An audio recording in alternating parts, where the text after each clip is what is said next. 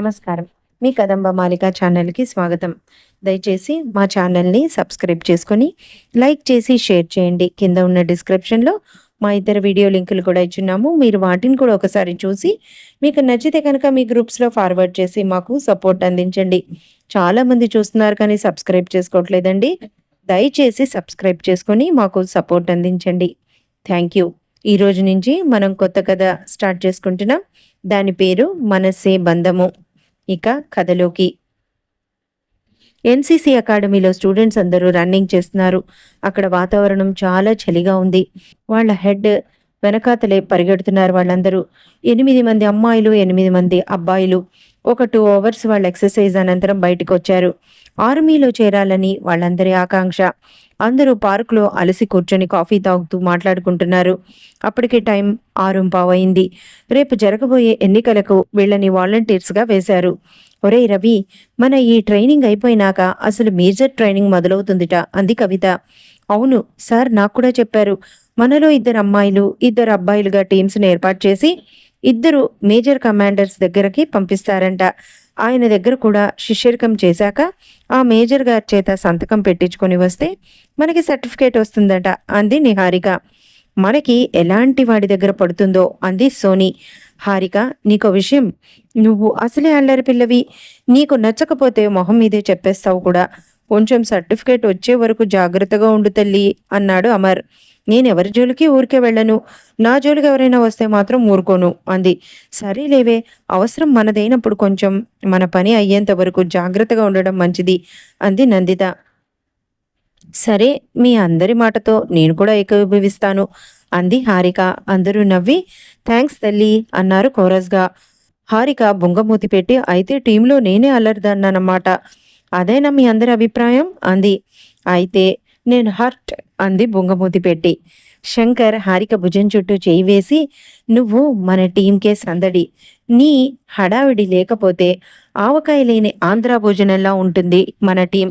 Take it easy యార్ అన్నాడు నవ్వుతూ. అందరూ నవ్వేశారు. ఎక్సర్సైజులు అయినాయి. అందరూ ఎవరి ఇళ్లకి వాళ్ళు వెళ్ళిపోయారు. హారిక ఇంటికొచ్చి తలుపు తీసింది. ఎదురుగా తల్లి తండ్రి ఫొటోస్. ఇంటి మొత్తానికి తనొక్కతే.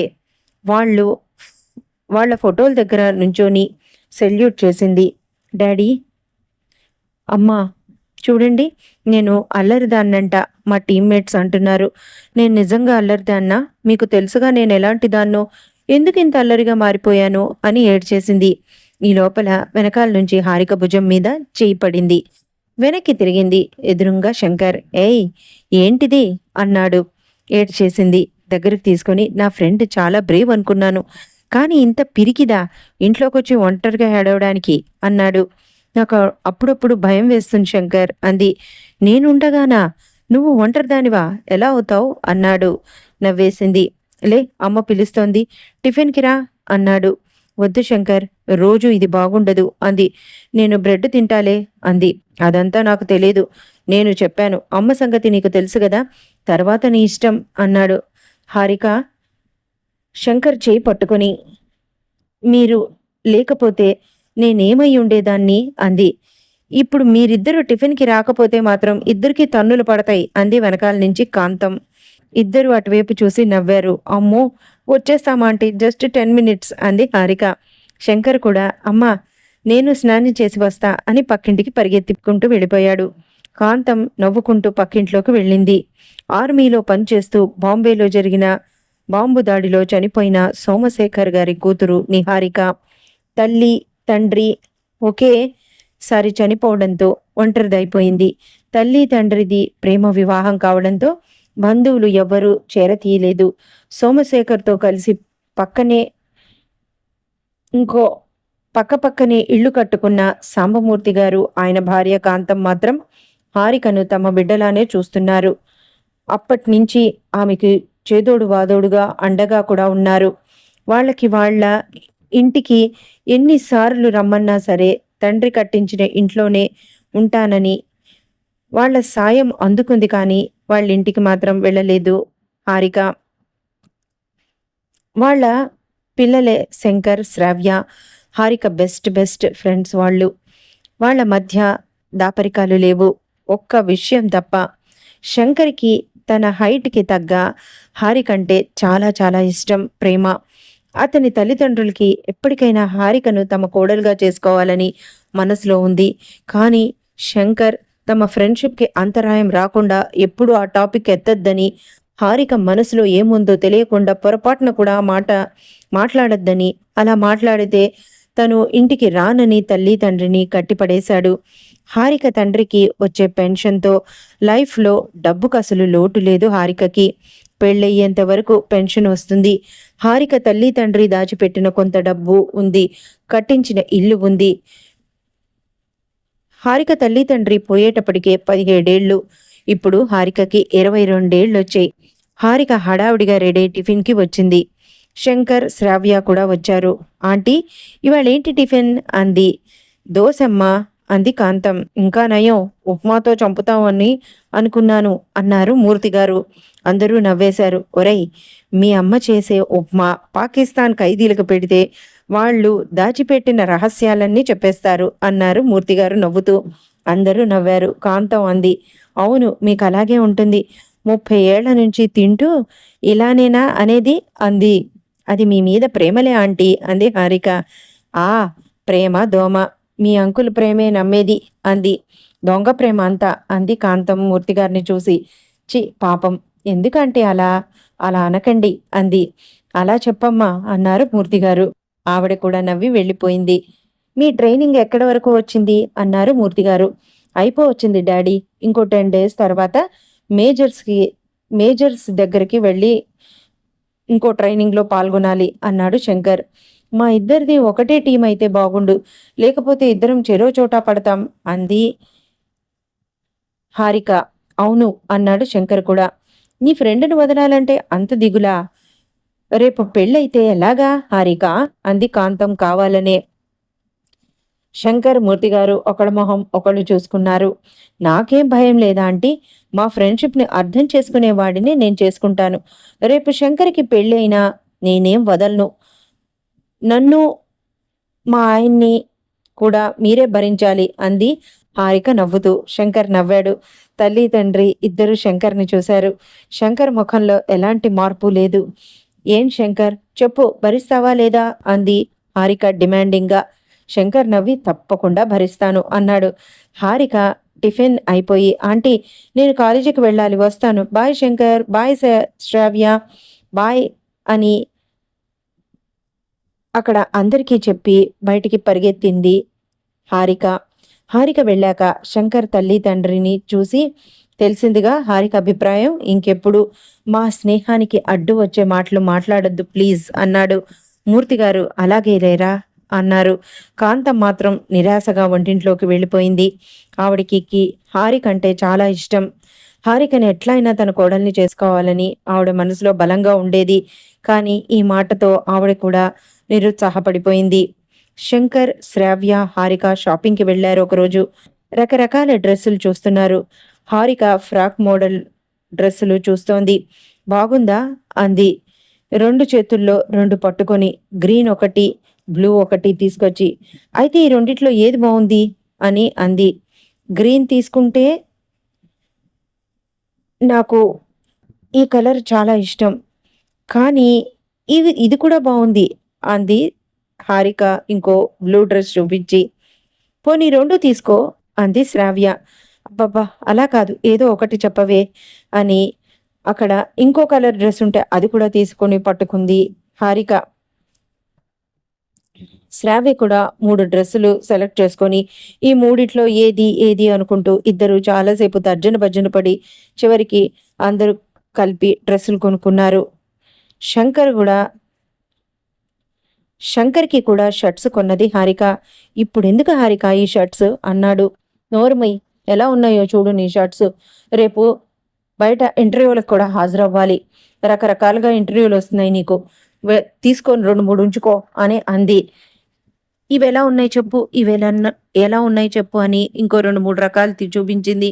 బాగున్నాయి అన్నాడు శంకర్. అక్కడ ఇంకా 2 అమ్మాయిలు షాపింగ్కి వస్తే వాళ్ళనే చూస్తున్నాడు. శ్రావ్య బిల్ పే చేయడానికి వెళ్ళింది. హారిక పక్కనే వచ్చి నుంచుందన్న విషయం శంకర్ గమనించలేదు. హారిక ఆశ్చర్యపోయి, ఏంటి సార్, అమ్మాయి బాగుందా అంది.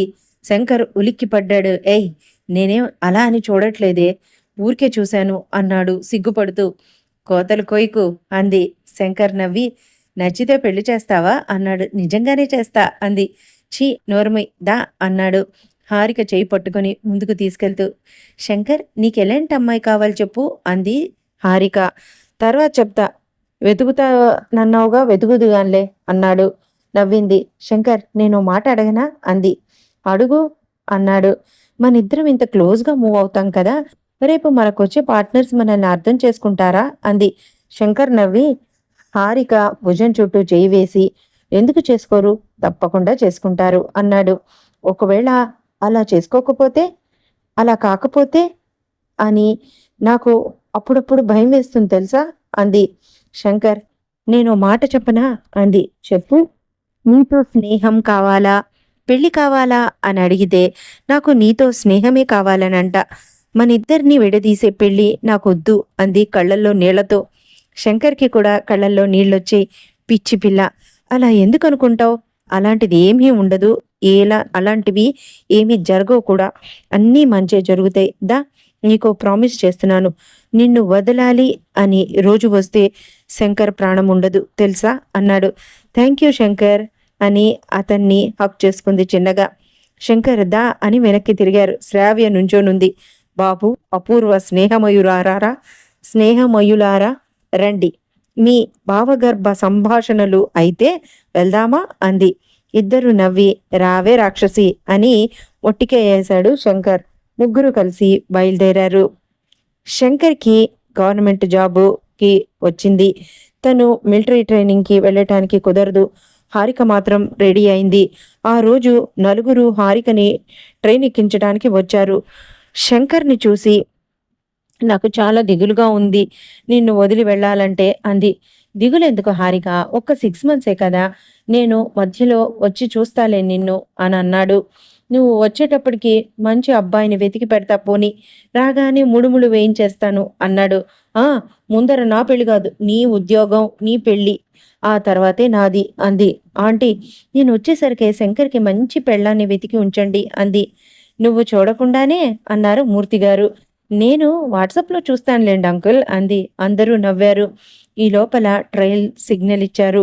హారిక జాగ్రత్త అన్నాడు శంకర్. ఓకే, బాయ్ బాయ్ అంది. ట్రైన్ కదిలింది. అందరూ చేతులూపుతూ అక్కడ నుంచున్నారు. ట్రైను ముందరికి కదిలింది. వాళ్ళందరూ దూరం అయిపోయారు. హారికకి లోపలికి వచ్చిన హారిక, సోని, ఉదయ్, వరుణ్ కూర్చొని ఉన్నారు భోగిలో. రండి మేడం గారు, టీం లీడర్ గారు అన్నాడు ఉదయ్. హారిక నవ్వి వచ్చి వాళ్ళ మధ్యలో కూర్చుంది. శంకర్ని వదిలి వచ్చావే, రావనుకున్నాను అన్నాడు వరుణ్. నేను రాననే అనుకున్నాను, కానీ శంకర్ తిట్టి పంపించాడు అంది. మీ ఇద్దరి ఫ్రెండ్షిప్ చూస్తే నాకు కుళ్ళుగా ఉంటుందే అంది సోని. హారిక నవ్వి, నిజంగా నాకు అలాంటి ఫ్రెండ్ దొరకటం నా అదృష్టం అంది హారిక. అవును, మనం వెళ్ళగానే రిపోర్ట్ చేయవలసిన ఆఫీసర్ ఎవరు అన్నాడు వరుణ్. నాకు సార్ కవర్ ఇచ్చారు, చూద్దామని బ్యాగ్లోంచి కవర్ తీసింది. దానిలో డీటెయిల్స్ ఇచ్చారు. మనం రిపోర్ట్ చేయవలసిన academy Shivaji academy, officer name Rishi Srivatsav, timings morning 10:30 AM అని చదివింది. ఈ పేరు మరాఠీ వాళ్ళ పేరులా ఉంది. ఏ ముసలాడో మనల్ని ఎలా కొరుక్కు తింటాడో చూడాలి అంది సోని. ఆయన మనల్ని తినేదేంటే, మనమే ఆయన్ని తినేద్దాం అంది హారిక. అందరూ సరదాగా నవ్వుకున్నారు. ఆయన చాలా స్ట్రిక్ట్ ఆఫీసర్ అని విన్నాను. మా ఫ్రెండ్ వాళ్ళ ముందర బ్యాచ్కి అతనే ఆఫీసర్ అన్నాడు వరుణ్. చూద్దాం, తినబోతూ రుచులెందుకు అంది. తినబోతూ రుచి గురించి చర్చలెందుకు అంది హారిక. అందరూ నవ్వేసుకున్నారు. ఓకే అని అందరూ డిన్నర్ చేసి పడుకున్నారు. మొన్నాడు పూనా స్టేషన్లో దిగారు. క్యాబ్ బుక్ చేసుకుని శివాజీ అకాడమీకి చేరారు. అక్కడికి దిగగానే లెటర్ ఇచ్చి, ఫలానా ఊరు నుంచి వచ్చామని చెప్పి సైన్ చేసి రావాల్సిన బాధ్యత టీం లీడర్ది. మీరు లగేజీ తీసుకుని రూమ్స్కి వెళ్ళండి, నేను వెళ్ళి రిపోర్ట్ చేసి వస్తాను అంది హారిక. నేను వస్తా నీతో అన్నాడు ఉదయ్. అక్కర్లేదురా, ముందర వెళ్ళి రూమ్స్ సరిగ్గా చూడు అంది. సరే అని వాళ్ళ ముగ్గురు అటు వెళ్ళారు. వాళ్ళు కాటేజెస్ వైపు వెళ్ళగానే హారిక తన ఫోన్లో తమ ఊర్లో ఆఫీసర్ రంగారావు గారు చెప్పింది రూమ్ నెంబరు అవి చూసుకుంటూ లోపలికి అకాడమీ లోపలికి నడిచింది. సార్, వీ రీచ్డ్ అని రంగారావు గారికి మెసేజ్ పెట్టింది. రంగారావు గారికి హారిక అంటే చాలా అభిమానం. ఆయన చాలా పెద్ద సీనియర్ ఆఫీసర్. హారిక అంటే ఆయనకి చాలా ఇష్టం కూడా. ఎందుకంటే చాలా మంచి పిల్ల అని, చాలా డీసెంట్గా బిహేవ్ చేస్తుందని హారిక అంటే ఆయనకి ఒక ప్రత్యేకమైన అభిమానం. ఓకే గర్ల్, జాగ్రత్త, మీ ఆఫీసర్ చాలా strict but he is very good అని అన్నారు ఆయన. ఓకే సార్ అని నవ్వింది హారిక. ఆ తర్వాత ఫోన్ ఆఫ్ చేసేసి లోపల పెట్టుకొని నెమ్మదిగా ఆఫీసర్స్ కాటేజెస్ దగ్గరికి వచ్చింది. అక్కడ సెక్యూరిటీని అడిగింది. మేడం, సార్ అభి నహీ ఆయా, आप కాటేజీ నెంబర్ 22 के पास जाइए, ఉదర్ మిలేగా సార్ అన్నాడు వాడు. కాటేజీ నెంబర్ 22 దగ్గరికి వెళ్ళింది. అక్కడ గార్డెన్ చాలా బాగుంది. అక్కడ తోటమాలి క్లీన్ చేస్తున్నాడు. సార్ చాహియే అంది అతన్ని చూసి. సార్ అందరే, ఆప్ 1 మినిట్ రుకియే అని వాడు లోపలికి వెళ్ళాడు. మేడం, ఆప్ బాద్ మే ఆయియే అన్నాడు మళ్ళీ కాసేపు ఆగి వచ్చి బయటికి. మే హైదరాబాద్ సే ఆయి హూ అని చెప్పింది హారిక అతనికి అర్థం అవ్వాలని. సార్ కా సైన్ చాహియే అంది. వాడు తల గోక్కుంటూ మళ్ళీ ఆ పేపర్ తీసుకొని లోపలికి వెళ్ళాడు. వాడు మళ్ళీ బయటికి వచ్చాడు ఒక 10 నిమిషాల తర్వాత. ఆప్ పేపర్స్ దీజియే అన్నాడు.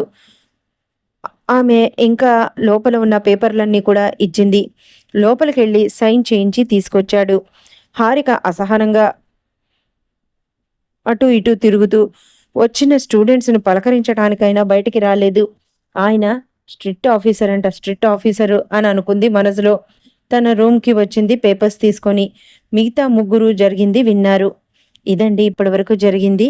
ఆ తర్వాత ఏం జరుగుతుంది, హారిక అకాడమీ ఆఫీసర్ని ఎలా ఎదుర్కొంటుంది అనేది నెక్స్ట్ ఎపిసోడ్లో మనం తెలుసుకుందాం. ఈ కథ చాలా ఇంట్రెస్టింగ్గా ఉంటుంది, చాలా బాగుంటుంది కూడాను. మీకు నచ్చుతుందని నేను అనుకుంటున్నాను. మా ఛానల్ని సబ్స్క్రైబ్ చేసుకొని సపోర్ట్ ఇవ్వండి. Thank you.